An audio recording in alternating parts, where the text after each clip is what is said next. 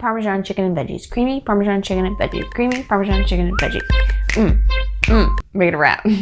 It would go on the charts. That's how all the music sounds nowadays, is dumb.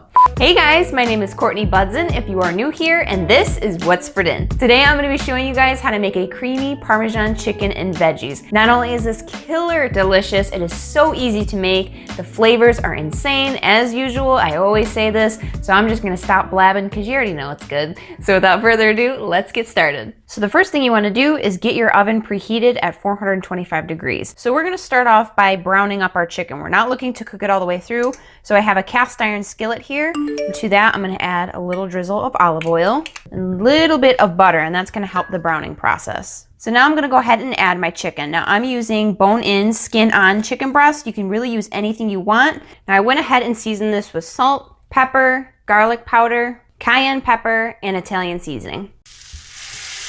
And if you don't hear that noise, then your pan's not hot enough. Take them back out and wait until it's hot enough, because you really want that nice golden color. All right, now that's nice and brown on the other side, we can go ahead and remove them and put them on a plate and set them aside. Now in the same pan, I'm gonna keep all of those oils and I'm gonna add some onion, because all of that stuff that's in the bottom of the pan is really good flavor. I'm gonna give that a nice stir.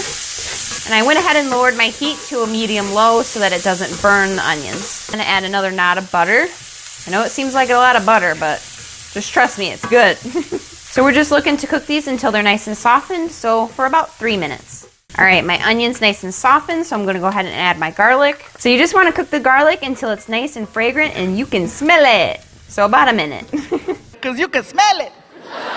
So now that my garlic's nice and fragrant, we're gonna go ahead and add some flour. Now basically all we're doing is making a roux, and this is what's gonna thicken our sauce. So you just wanna stir in the flour until it's all incorporated.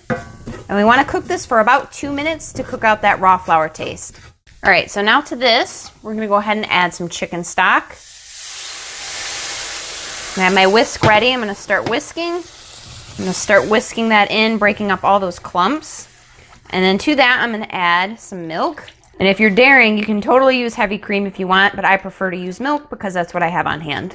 Now, if you don't like it this thick, you can definitely add a little bit more chicken stock to thin it out. So now we just want to bring this up to a simmer, and while that's happening, I'm going to add my seasoning. So I'm going to be using some Italian seasoning, some cayenne pepper, some dried dill, and a little bit extra garlic powder.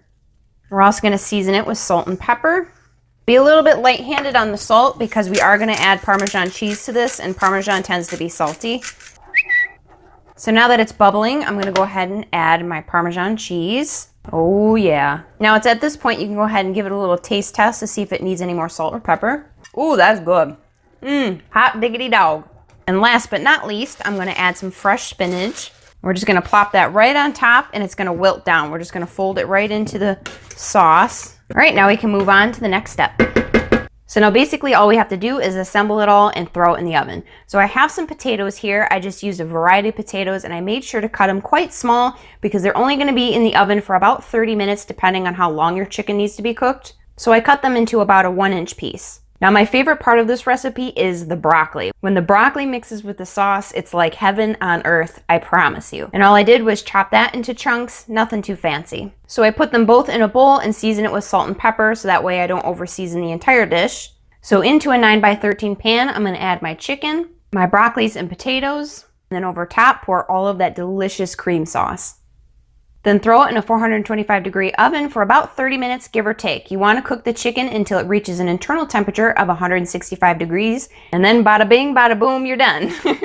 So here is the final product. Now I'll be the first one to tell you that it doesn't look that delicious. It's not very appealing. Usually casseroles or anything like this that's all thrown into a pan isn't usually all pretty and Instagram worthy, but let me tell you, the flavors are. So if Instagram had flavors, Flavorgram, they need to make it, this would get 1 million likes, promise you. All right, we're going in for the bite. Oh goodness, it's so creamy. Now I know a lot of you have probably had cream of broccoli soup before, and this reminds me of that so much because the broccoli absorbs it in the same exact way. All that cream sauce is just intertwined in all those little delicious bushiness. I just can't stop eating it. I know you guys will love this recipe, and if you do want to recreate it, just look in the description box below. I'll list all the measurements as well as the written instructions. And if you did like this video, please don't forget to smack that like button. And if you are new here, please don't forget to subscribe and turn on the little bell notification so that you get notified every single time I upload a video. Especially now, because if you don't hit the bell button and you are subscribed, you probably won't see my videos anymore, which is a shame. Thanks a lot, YouTube. So as always, thank you guys so much for hanging out with me. I think there's broccoli in my teeth. Hold on. And we'll see you next time. Peace.